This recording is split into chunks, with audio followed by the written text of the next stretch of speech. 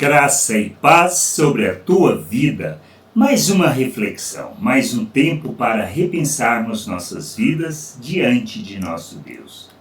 Talvez não levemos tão a sério algo que Paulo escreveu a Timóteo sobre como escolher um líder, como escolher as pessoas que irão liderar a família, o corpo, a igreja do Senhor.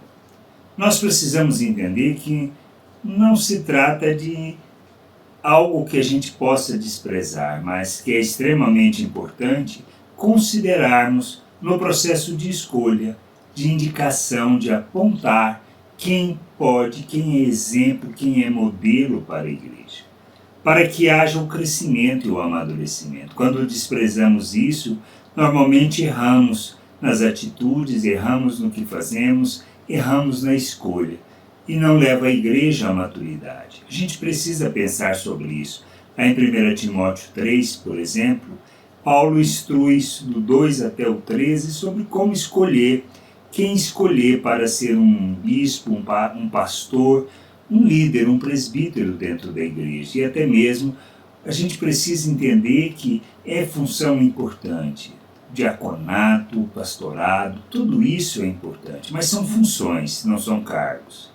Não é simplesmente um título onde a pessoa exerce uma função com primazia sobre outros. Não se trata disso, mas se trata de uma pessoa para ser exemplo, para ser modelo, para poder ensinar outros a viverem a vontade de Deus. Alguns aspectos, por exemplo, que ele fala, olha, é necessário, portanto, que o bispo seja irrepreensível, esposo de uma só mulher, temperante, sóbrio, modesto, hospitaleiro, apto para ensinar, não dado ao vinho, não violento, porém cordato, inimigo de contendas, não avarento, e que governe bem a própria casa, criando os filhos sob disciplina, com todo respeito.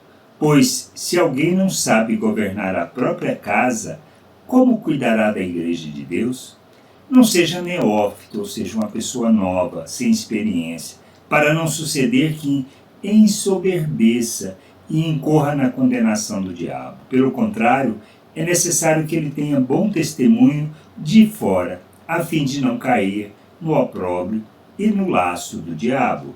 E já semelhantemente, o diácono, ele diz assim, olha, é necessário que sejam respeitáveis, de uma só palavra, não inclinada a muito vinho, não cobiçosos de sorte da ganância, conservando o mistério da fé, com a consciência limpa, também sejam estes primeiramente experimentados, e se mostrarem irrepreensíveis, exerçam o diaconato.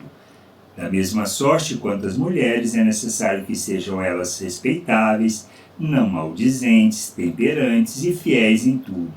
O diácono seja marido de uma só mulher e governe bem seus filhos e a própria casa, pois os que desempenham bem o diaconato alcançam para si mesmos justa preeminência e muita intrepidez na fé em Cristo Jesus. Condições exageradas? Sabemos que não. Mas precisamos levar a sério, porque não dá para apontar uma pessoa como líder se ainda não tem maturidade, se ainda não é exemplo, se ainda não consegue cumprir, ser perseverante no processo em que está, de santificação, de uma vida que agrada a Deus e que louva a Deus. Nós precisamos levar muito a sério estas coisas, pois a gente não tem levado no processo de escolha e é importante escolhermos com seriedade para conduzir as pessoas à maturidade, ao crescimento, ao conhecimento e à compreensão da vontade de Deus.